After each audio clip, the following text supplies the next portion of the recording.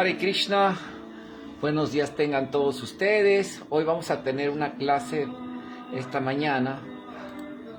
Y bueno, es que ya leímos el Bhagavatam en la mañana, pero queríamos tener una clase que creo que es importante, dado que por los servicios de Sankirtan y todos los deberes, a veces no nos damos tiempo de poner clases en vivo, en fin. Bueno, el tema que me gustaría tocar hoy es un tema educativo, como siempre en nuestro canal tanto de YouTube como de Face, sobre una cosa que se me ha sido muy curiosa, o cómo le diré, que indudablemente todo sociedad religiosa que estudia sus raíces con una tradición tan antigua como la nuestra, se va a tener que topar en esa realidad, confrontar esa realidad, que es investigar las raíces profundamente. Nosotros, digamos, podemos ver a grandes rasgos que existen dos modelos de ver la historia. Uno es el modelo presentado por los acharyas, con el caso védico, Vaishnava, la historia que nos presenta Srila Prabhupada y los acharyas que él representa,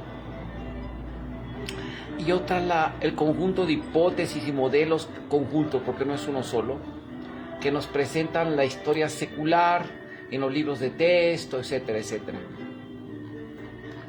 Y es interesante que precisamente uno de los aspectos que a mí me motivó a estudiar mis estudios, a llevar a cabo mis estudios profesionales, era para presentar a la academia la realidad histórica, encontrar primero que todo cuáles son las bases científicas, bases que comprueben que el modelo histórico dado por los acharyas es el correcto, pero no porque lo digan los acharyas, sí, oye, ¿qué pruebas hay realmente, no? Porque en realidad, y quiero decir esto sin ningún afán de despreciar a nadie, ¿no? Por eso yo estudié, mi área fue filosofía, elegí esa en mi especialidad máxima de doctorado, la filosofía de la historia. ¿Por qué la filosofía de la historia?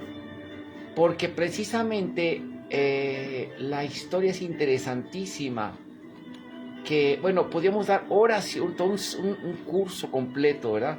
De hecho, todo en mi trabajo lo presenté tanto en mi primer libro, que se llama Vaishnavismo, Estudio Histórico y Confrontación de la Doctrina Esencial del Hinduismo, y el libro que es mi tesis doctoral, que se llama Krishna, una revisión histórica de la antigua cultura y religión de la India.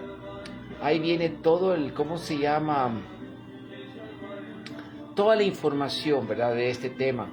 Y ciertamente y en español sobre todo, porque en inglés hay más material, más no así en el material en español. Entonces este tema, me llevó a estudiar, porque sí, cuando uno lee, uno estudia, ve los libros de texto, se presentan esos modelos que son muy comunes y que se enseñan en las escuelas. Puedo resumirlo a grandes rasgos en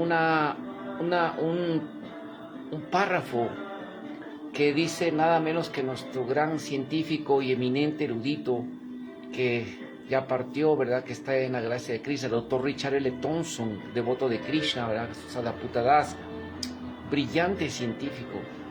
Él, en su libro Vedic Cosmography y Cosmology, el primer libro que escribió sobre este tema precisamente, porque Prabhupada pidió a los devotos del Instituto Bhaktivedanta, a los científicos académicos, eruditos también, que los científicos tanto del Instituto de Ciencias Naturales como formales, como Ciencias Sociales, ¿verdad?, que estudiaran, que presentaran científicamente todo el modelo del cosmológico del Bhagavatam. Y bueno,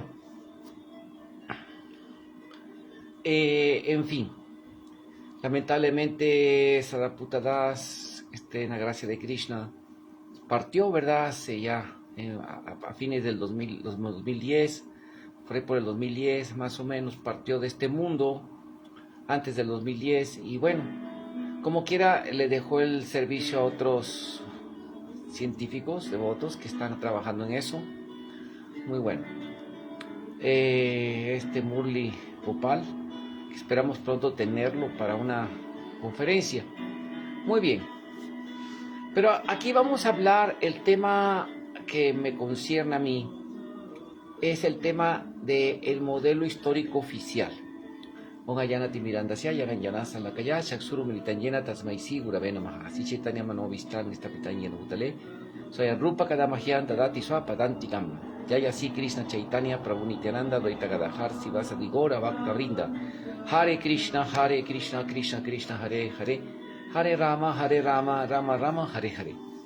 Bueno, en la tesis, en el libro, en una revisión histórica de la antigua cultura y religión de la India, que lo pueden comprar, está a la venta en Amazon, en varias partes de internet, por la editorial académica española. Cuesta un poco alto el precio, digo, estamos hablando de $50, algo así, un poco alto. Esa editorial es cara, pero vale la pena. Es un libro que les puede iluminar mucho. Y creo que lo pueden bajar también de internet en PDF, búsquenlo. Está en Academia Edu, pero pueden encontrarlo también en otras partes, que algunos devotos lo subieron, con mi permiso. Muy bien. Para empezar, la historia, hay un dicho muy común aquí en México que dice, la historia la escriben los vencedores. O sea que y sobre todo cuando una cultura es colonizada y dominada por otra, los que dominan ponen su visión de la historia, la imponen a la cultura.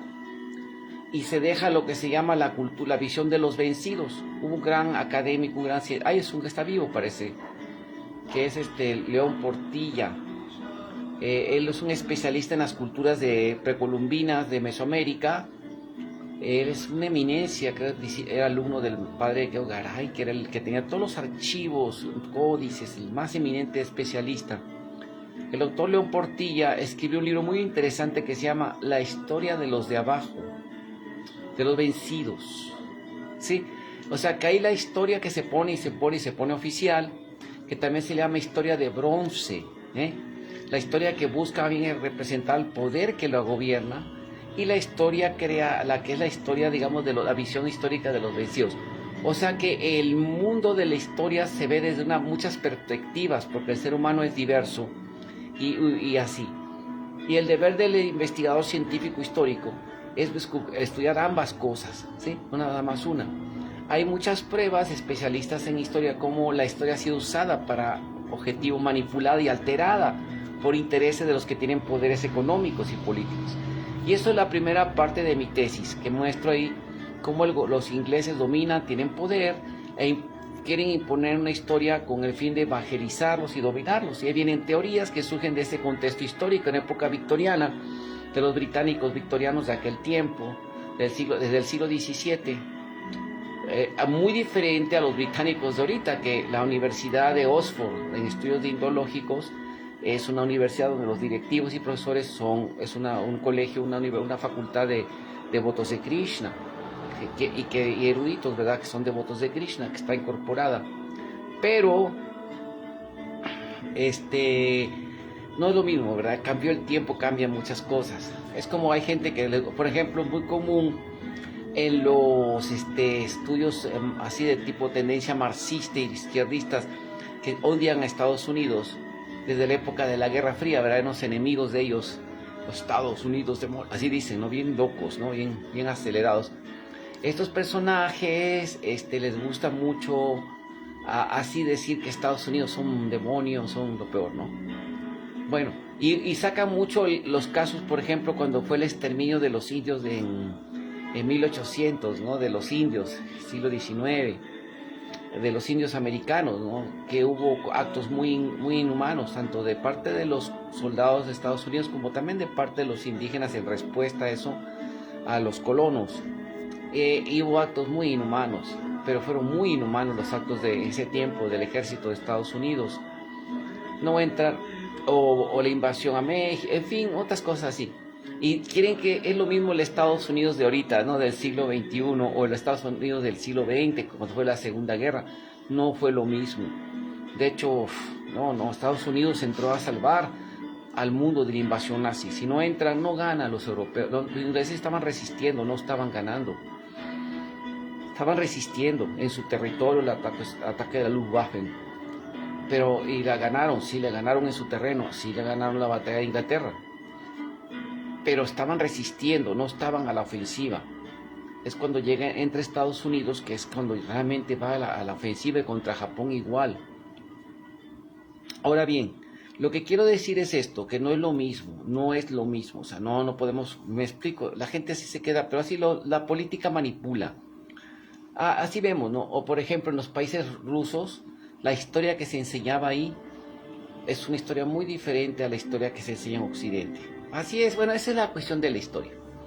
Entonces yo me meto en mi trabajo de investigación precisamente a escarbar esos fenómenos. La filosofía de la historia entra en todo eso, porque hace un estudio epistémico, o sea, criticando el método de las fuentes de que produjo un modelo de historia, sus causas, qué lo produjo, cuáles son los contextos sociohistóricos, que entran todas las causas, y es lo que estudia la metodología de la filosofía de la historia. Entonces también así les voy mostrando de las fuentes directas de los libros de los orientalistas, que fue la primera escuela de estudios de la India, oficial por los ingleses. Ya había estudios, pero la mera fundación vino por los ingleses que dominaban la India. Y ellos tenían, ahí lo dicen en su libro, nuestro objetivo es convertir a estos ignorantes en el cristianismo, iluminarlos con la luz de la verdad cristiana a la oscuridad terrible e indeseable de su religión. Textos oscuros, escrituras sagradas que son el producto del diablo, y hay que derrotarlo, ¿no? Incluso hicieron un concurso de más de 2.200 libras esterlinas por parte de el coronel Boden, que dejó su herencia para formar la cátedra en sánscrito de estudios indológicos de Oxford, y dejó su herencia con premios para que y ahora H. Wilson, uno de los primeros padres de la cátedra Boden en sánscrito de estudios de la India, hizo un concurso para que el erudito que mejor refutara los textos védicos, encontrara errores y así. Bueno, aplicando un estudio que se llama High Criticism, una metodología que se llama alta o elevada, crítica elevada, que empezó precisamente en Alemania por parte de algunos cristianos de tendencia racionalista, en tratar de reinterpretar, ver errores en los textos sagrados de la Biblia, no verlo como infalible, sino verlo así, verlo mundanamente, ¿no? Desacreditar algunos textos, y en fin, reductivismo, todo eso. Entonces, estos académicos hicieron muchas arbitrariedades, inventaron la teoría de la invasión aria, o sea que el sánscrito vino de Europa, así decían. Ahorita dicen que viene también de Europa, pero oriental y el Cáucaso, por el oriente, por el Cáucaso. Pero así no. Y de los blancos, de ahí vino el sánscrito, no vino de los negros hindúes, no, de los blancos dominadores. Muchas teorías, incluso la teoría Borrowing, hubo un fraude que hicieron, que inventaron una teoría que Krishna en realidad era Cristo, pero que lo habían transculturizado, lo habían transformado en hindú. O sea, la historia de Krishna realmente es la historia de Cristo, pero transculturizada. Pero los estudios de varios académicos mostraron que en textos más antiguos aceptados que el cristianismo, como las obras de Patanjali, el gramático, las obras de Panini, los textos griegos, de los testimonios de historiadores griegos y bitacoristas griegos, la columna de Heliodoro, mostraban que Krishna era adorado como Dios supremo antes que el cristianismo, mínimo 200 años antes que el cristianismo. Y los textos budistas también hablan de Krishna como divino, etcétera, como ser divino, etcétera, etcétera, una figura histórica. Y los textos jains, que son ateos. Entonces Krishna existió y aparte era mucho antes que el cristianismo. En fin, pero lo querían y por 2 siglos casi defendían esa tesis, que era un fraude piadoso. ¿Qué son los fraudes piadosos? O sea que Por ejemplo, aquí en México hicieron muchos fraudes piadosos los españoles. Cuando ellos llegaron a un lugar que se llama El Santuario, precisamente unos kilómetros donde yo nací, de la ciudad de Tlacojalpan, Veracruz, que es ya con la frontera con Oaxaca, el estado de Veracruz, cerquitita de Tustepec, y de Papaloapan, donde sale el río gigantesco Papaloapan, del río de las Mariposas. Había un santuario ahí que veneraban a un deva, una deidad del río, y este era oscurito, y cuenta su relato tradicional de ellos, de los indígenas, que vivían allí, que una vez en una barca flotando llegó el imagen sagrado, el icono, y lo pusieron y lo veneraron, y los protegía, ¿verdad? Obviamente, lo más lógico era que protegía de las inundaciones que había cada año, lo adoraban, y así que el agua estuviera siempre en el lugar ahí, bueno, lo adoraban para tener buenas cosechas, en fin, había un culto ahí, una adoración a una deidad negrita, oscura, que era el del río. ¿Qué hicieron los españoles cuando vieron eso? Un día, bueno, llegaron y conquistaron y destruyeron el templo acá, y un día mandaron a hacer un Cristo negro, lo pusieron en una balsa, y llegó y ha arreglado todo para que llegara ahí a las orillas. Miren, aquí está, ese es el verdadero, ese que ustedes adoran, era Cristo, ya volvió a venir, pero como Cristo. Y así impusieron la adoración del Cristo negro de ahí del santuario, y sobre la del otro, destruyeron el templo y pusieron una capilla y ahí van. En el templo mayor hicieron lo mismo, construyeron la Catedral de México, a un ladito del templo mayor. En fin, yo ya he escrito sobre el tema de la aparición guadalupana, hay varios factores interesantísimos que vale la pena reflexionar. Algunos dicen que fue también un fraude piadoso, pero sí hay cosas que sí no tienen explicación todavía, que no podemos todavía descartar, cosas, una intervención divina. Quizá no exactamente católica, ¿no? Pero sí una intervención divina, una aparición de una entidad, una devi divina, en fin. Luego entramos en eso. Bueno, entonces ellos querían hacer un fraude piadoso así, ¿no? Decir que en realidad el sánscrito vino de ellos, de Europa, que los arios eran, los que se llaman el sánscrito eran arios, venían de Europa, sus padres de la India eran de ellos, de europeos, que Cristo era Krishna. Es una bola de fraudes que ya se han demostrado que son fraudes, que no tienen prueba científica, que se ha encontrado mucha evidencia que están errores. Y hay una escuela de indólogos que se resistentes, recalcitrantes, encabezados por el doctor, un famosísimo doctor Wiesel, no es desconocido, un alemán, hijo de nazis, que estuvo en Harvard, ¿verdad? Él, aunque ya acepta que no hubo invasión, sino que una migración. Pero ya no acepta la conquista aria, pero él es del aria, viva la raza blanca, ¿verdad? Bueno, ya sabrán. O sea, cómo afectan incluso a los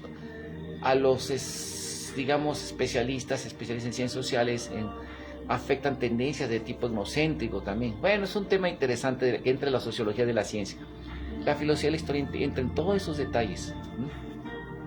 Entonces, un punto interesante cuando hablamos de las dataciones que vienen de esa época, nos encontramos con esto, que digamos que a grandes rasgos en el estudio de la indología no están unificados, hay diversidad de puntos de vista, no se ponen de acuerdo. Es más, aunque se presenta como un frente común, todas esas cosas son, como dijo Sadaputa Das, doctor Richard Thompson, son puras reconstrucciones especulativas, no basadas en especulación, reconstrucciones especulativas con bases que no tienen suficiente base. Y este montón de especulaciones y teorías se enseñan como verdades infalibles a la gente cuando no es cierto. Son especulaciones, hipótesis, sin fundamento. Y hay escuelas que las defienden a costa de todo, ¿no? Entonces, nosotros entramos en los fenómenos epistémicos. Las fechas cuando uno lee la primera reconstrucción que hizo Sir William Young, el padre de la indología, uno de los padres, él y Colebrook fueron los padres de la indología, Sir William Young, Thomas Colebrook, ¿cuál es el otro? Charles Wilkins, creo. Estos son tres famosísimos primeros padres de la indología. Sir William Jones reconstruye la historia de la India basándose un poco en la Biblia, y ahí pone que Buda vivió en el 1120 a.C. 1120 a.C. Fíjense lo que ahorita dicen, que Buda vivió en el 500 a.C., 400 a.C. Bueno, en fin, todo lo querían ajustar dentro del parámetro de la historia bíblica. Muy bien. Vamos a leer el capítulo 4, un factor muy importante que hubo un famoso indólogo británico, un orientalista, se llama eso se llaman los orientalistas, ¿sí? Los primeros orientalistas. Uno de ellos, que también era astrónomo y un erudito así orientalista, se llamó John Bentley, de 1825. Él escribió esto, dice: por su intento de mantener la antigüedad de los libros hindúes contra hechos bíblicos absolutos, ¿sí? Él, Safra Playfair, fue otro académico que sí sostenía que los textos védicos, encontraba evidencias que los textos eran, como dice la historia original védica. Hace a un lado el relato mosaico y atenta contra el mismo fundamento de la religión cristiana. Por si creyéramos en la antigüedad de los libros hindúes, el recuento mosaico sería pura fábula y ficción. O sea, en síntesis, si nosotros aceptamos el modelo de creación bíblica, estaba establecido que hace más o menos casi 6.000 años se creó Adán. Dios creó el mundo. Antes de eso no había tierra, no existía nada. Hace 1.000 años empezó la historia, 6.000 años. Y Adán vivió por el año 5.000, hace 5.000 años, o sea, como Krishna, por la época de Krishna. Un poquito antes, 6.000 años vivió Adán. Entonces, una cultura que decía que no nada más hace 5.000, de hecho fue la última, la decadencia, entramos en Kali Yuga cuando se va Krishna. El modelo histórico que dan los Vedas y también que se manejan ellas con sus calendarios, con cálculos matemáticos muy exactos de la dimensión de los yugas y eso, con cálculos matemáticos, astronómicos y astrológicos, que es el Panchanga de la India. El calendario empieza cuando Krishna se va del planeta, que es el año 3102 del 18 de febrero, según las constelaciones arqueoastronómicas. Y hubo varios académicos, científicos védicos, como Barahamihira, Kalhana, que fue el padre del Tarangi, es un libro de Kashmir, Raya Tarangi, Kalhana, Barahamihira, otro, ¿cómo se llama? Airavata, el erudito, es un matemático científico, que ahorita hay universidades que se llama Airavata, hay institutos que se llaman Airavata, hay un cráter que se llama Airavata, porque fue el padre de la trigonometría. Fue un gran eminente científico que hizo los cálculos astronómicos para ver, recuerda referencias del Mahabharata, las, no sé, 100 y tantas referencias, para ver cuándo fue la época de la entrada de Kali Yuga, eso, ¿verdad? Y además hay en los calendarios de la biografía de grandes santos, habla en qué año de Kali Yuga nacieron, cuántos habían pasado de que Krishna partió, que se asocia el día, la partida de Krishna, aunque Krishna partió después de la entrada de Kali Yuga, pero se asocia, así como el calendario de Cristo. Cristo nació casi 5.000 años antes, 5 años antes del calendario gregoriano, que es el calendario cristiano, de la cristiana. Entonces Krishna también partió un poco después de la entrada de Kali Yuga. Entonces, pero esos sabios védicos, era la historia védica, con esos calendarios se manejaba la historia védica. Luego vino la era Vikram, del rey Vikram, del primer Vikram, y luego la era de los Sakas. Son calendarios que han guiado a la India, pero el Panchanga para los cálculos astronómicos es el que empieza con Kali Yuga, con la partida de Krishna, y usan también el nacimiento de Krishna como ejemplo de la era de las cartas astronómicas. Entonces, así como el calendario cristiano actual. Entonces, esa es la historia que se basa en los textos védicos, ¿sí? Y esta historia sostiene que los Vedas fueron compilados por Vyasadeva hace 5.000 años. Cuando lo dice, el Vishnu Purana lo dice, que hasta ahora C.S. Wilson, un académico inglés, en los libros, en sus comentarios, en la introducción al Vishnu Purana, aunque hay expertos que comproban que se atribuyó a su escrito, él no lo escribió, pero bueno, pero él los firmó. Y en el Vishnu Purana claramente se dice detalladamente la compilación védica, cómo fue escrito Vyasadeva con sus discípulos y fueron compilando los Vedas. Por eso Vyasa es la encarnación literaria de Dios, porque él fue el que compiló, ¿sí? Hizo la escritura, porque antes de eso era oral. Sí había algunos libros, y además había un Veda, se llama el Yajurveda, la historia védica. Yajurveda, el Veda original, tenían todos los Vedas, pero Vyasa los dividió en 4. Sí, el Rig, los Suktas, los himnos, el Rig, el Sama Veda, los cánticos, Atharva, el Yajur y el Sama, que es el Atharva Veda. Entonces, aparte existen los brahmanas, que son los comentarios que hacen a los Vedas, los sabios como Yajnavalkya, hasta Braka, o sea, muchos sabios, pero Yajnavalkya, hay varios brahmanas, se le llama, Yajnavalkya es Sanjita, hay varios brahmanas, se llaman los textos brahmanas, que son así como los talmuds en los judíos, que los sabios comentaban, y vienen en el Rig Veda, vienen los suktas, vienen sus comentarios a los suktas. Luego viene la sección, ¿cómo se llama? Arañacas, que son textos de los sabios que viven en el bosque, también son otros textos que analizan también. Y luego vienen los Arañaka, y luego vienen los Upanishads, que es la sección filosófica de los Vedas. Cada Veda trae Upanishads, trae brahmanas, comentarios de las disertaciones, comentarios como el Satapatha Brahmana. Sí, el Yajnavalkya, que es brahmana, en fin, muchos brahmanas, hay muchos. Y aparte están los Aranyakas, los textos, y luego del bosque, y luego están los Upanishads, ¿sí? También otros sabios. Y Vyasa compiló eso, y los sabios compilaron así los textos, y se lo dio a sus discípulos, a 4 discípulos, los 4 Vedas, y crearon sucesión discipulares de esos Vedas específicos, con sus Upanishads y eso. Entonces esa compilación fue en este periodo, al fin de Dwapar Yuga, ya entrando Kali Yuga. Sí, por eso Krishna, ya estaba Kali Yuga cuando Krishna recita el Gita y recita el Vedanta Sutra, que es la respuesta filosófica a las 4 corrientes, a otras corrientes también, que es la escuela de Karma Mimamsa, la escuela atomista de Gautama, de Nyaya, ¿cómo se llama? Respuesta a la escuela, ¿cómo se llama estos otros? Sankhya Atea, y también cuestiona la escuela de Karma del Yoga Sutra de Patanjali. Vyasadeva, en respuesta a esas tesis filosóficas, presenta el Vedanta Sutra. Y Vyasa es una encarnación de Dios, o sea, él fue el que compiló con sus discípulos, pusieron por escrito los Vedas.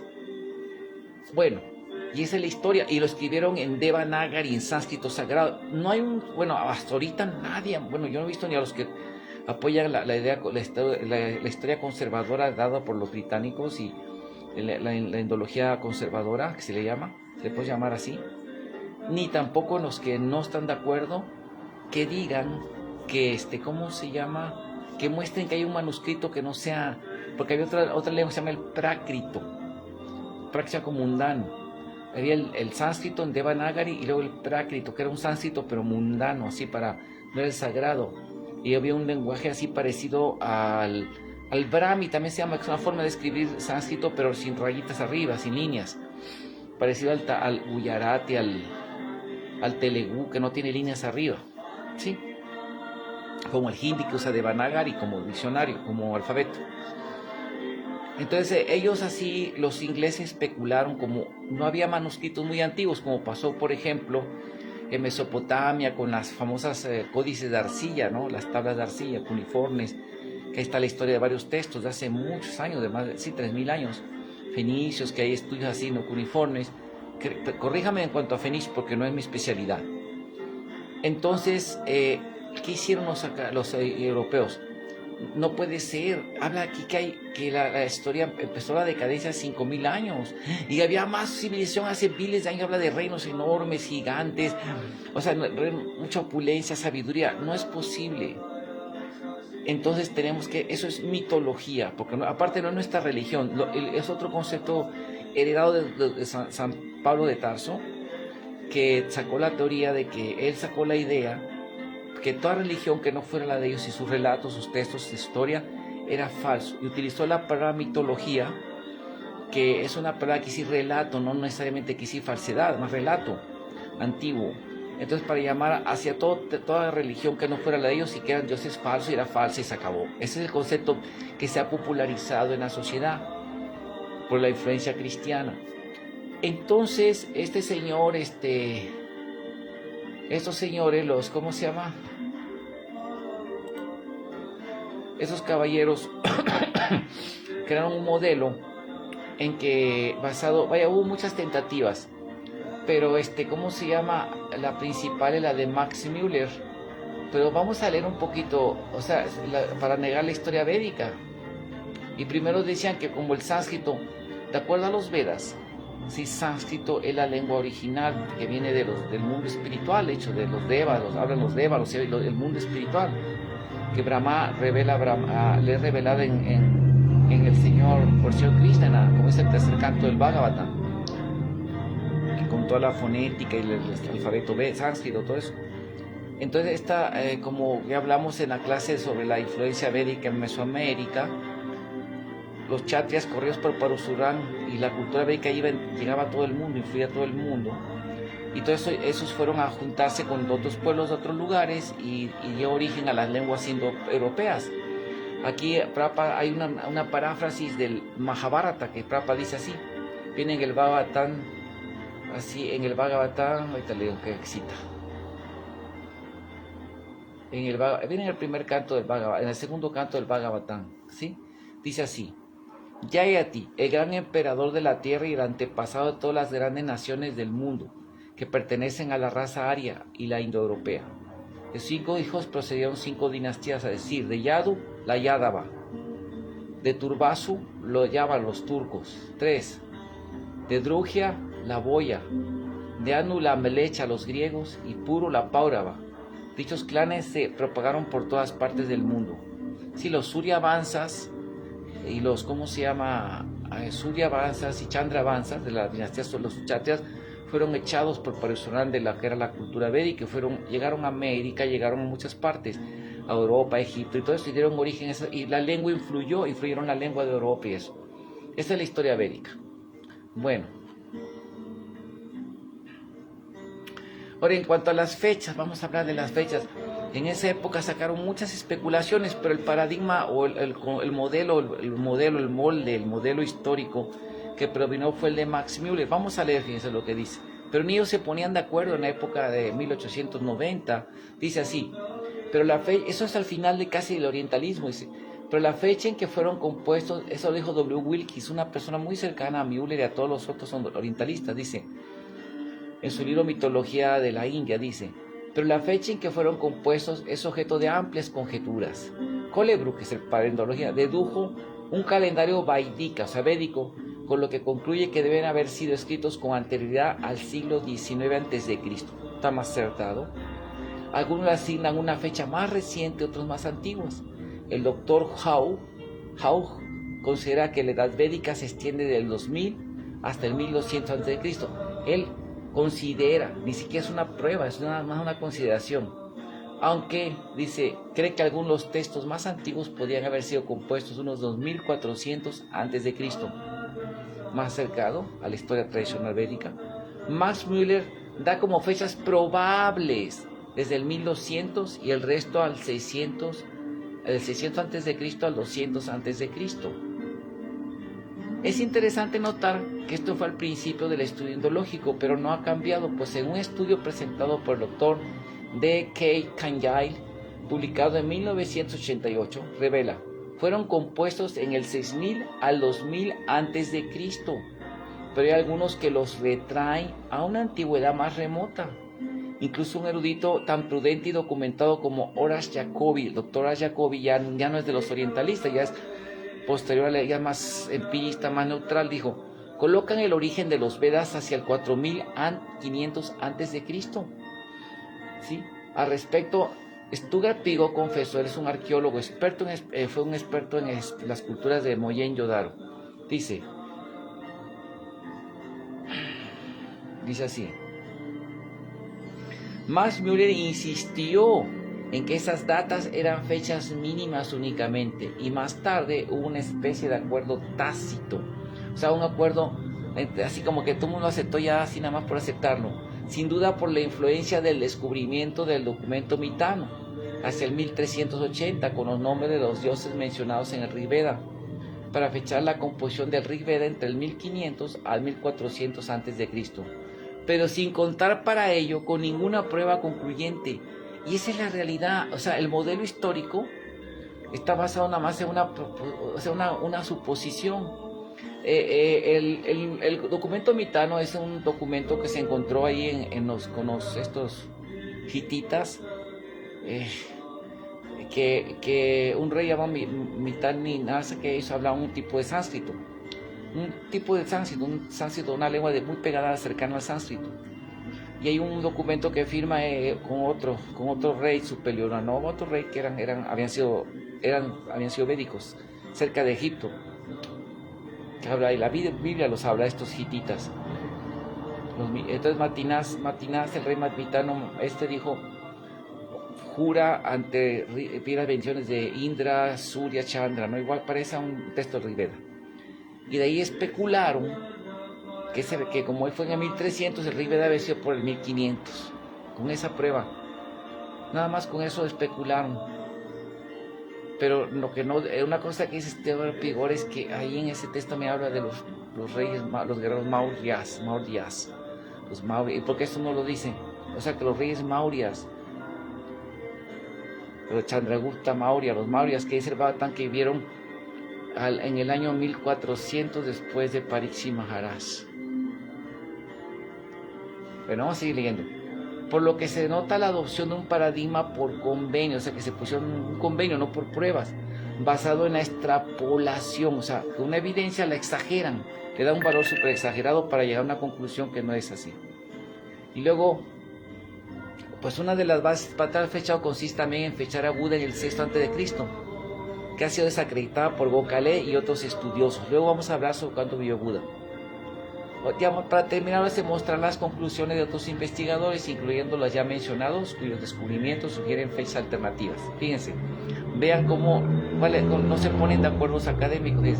Vamos a hablar los que son de la escuela así, pro-ario-invasionistas, de la escuela ortodoxa conservadora. Dice, Max Müller fue uno de los primeros que rechazó el paradigma, ya sea que los signos védicos fueran compuestos en el 1500, 2000 o 3000 antes de Cristo, no hay poder sobre la tierra que lo llegue a determinar.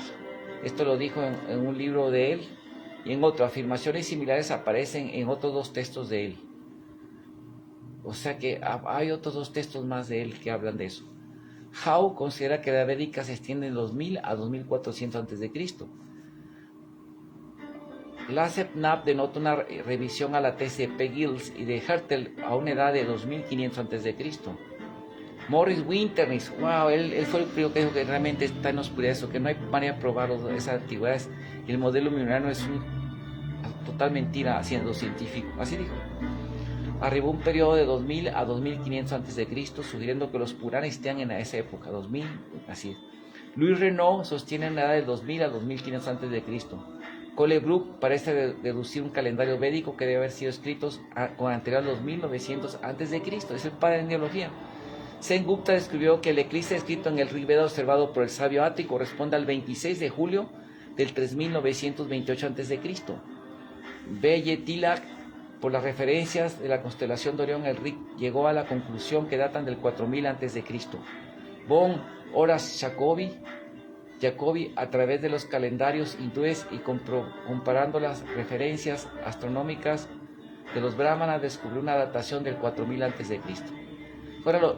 Ahora existe una escuela que revisa todo eso y que miren lo que dicen los que no son pro-invasionistas, anti-invasionistas, son los más modernos. Esta escuela que existe, que los atacan mucho, le dicen que hindutúa y le dicen muchas cosas, ¿no? Fanáticos nacionalistas, no. Son personas neutrales, científicas, que están en contra de la evidencia. Vamos a leer. Algunos sí son hindutúas, otros son bastante científicos. J.L. sostiene que las formulaciones del zodiaco que observa el Rigveda, una época del 2000 a 6000 a.C. Dr. Frawley señala que son de 2500 a.C. por los solsticios en las Pléyades y otros indicios astronómicos. F. Pargite propone que fue en el 3000 a.C. B.R. Ambedkar también el 3000 a.C. N.S. Rajaram propone del 3000 al 10.000 a.C. Prasad Gokhale afirma con datos astronómicos del Taittiriya Brahmana y Taittiriya Brahmana 6000 a.C. B. Siddhartha establece a partir de los datos astronómicos y las excavaciones en Turquía que la era védica proviene del 8000 a.C. como cultura protoagrícola. Y un último hallazgo se encontró ahí en el Golfo de Cambay, cerca de Dwarka, que es una civilización que tiene 8000 años, 5500 años antes de Cristo, o sea que es cerca de 8000 años antes de Cristo, por estudios de carbono 14 y otras dataciones. por lo que las pruebas históricas otra vez tienden a corroborar la datación ortodoxa, pues el Bhagavatam da evidencia documental de que el sabio Vyasa compiló el único Veda que había, que era de acuerdo al Vayu Purana 66-22, era el Yajur, lo dividió en 4, ¿sí? Y Paila Ri se convirtió en el profesor de Rig Veda, Jaimini en el Sama, Visampayana, Evaconestos, Visampayana del Yajur Veda, y Atarva Angarisa Muni de la Atarva Veda. Bhagavatam 4, 19, 21, 22. Como Dvaipayana Vyasa fue el abuelo de los Pándava, los primos de Krishna, en otras palabras, los Vedas fueron recuperados antes del comienzo del Kali Yuga. Así es. Bueno, y esto es lo que tratamos aquí en nuestro... Vamos a parar aquí, pues se me está acabando la batería, ya me lo mandó a decir.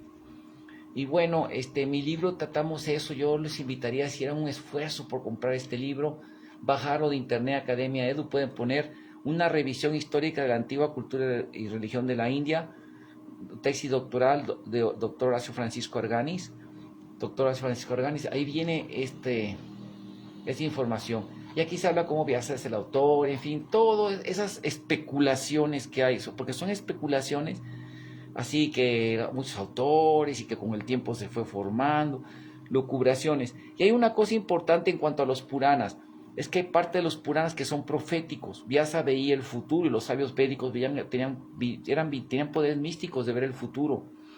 Y por eso hay una serie profética de reyes que iban, y por eso piensan que fueron compilados después de la historia de esos reyes. Pero fueron profecías que se cumplieron, porque los Vedas son apauroseya.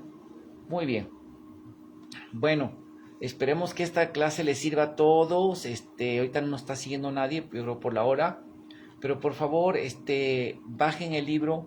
Una vez que pongamos esta clase, la vamos a poner en YouTube. Denle like en YouTube, por favor. Suscríbanse a nuestro canal. ¿Quieren seguir recibiendo más conocimiento de esto? ¿Se sienten representados? Por favor. Y vamos a poner también, si pueden apoyar, aunque sea $1, una pequeña ayuda a nuestro templo. Se lo vamos a agradecer. Vamos a poner el PayPal ahí, para que ustedes puedan apoyar. O pueden pedirlo en los comentarios. Oiga, y nosotros apoyamos. Aunque sea una cosa pequeña que puedan dar ahí, va a ser muy bueno para los servicios de Radha Govinda. Hare Krishna. En nuestra próxima clase vamos a hablar de la aparición del señor Buda, ¿ok? La historia del Mahabharata, todas esas cosas tan bonitas. Que estén muy bien, que tengan un bonito día consciente de Krishna, devotos de Krishna, seguidores de Krishna. Los que nos hayan escuchado, los invitamos a estudiar más profundamente esta gran cultura. Muchas gracias.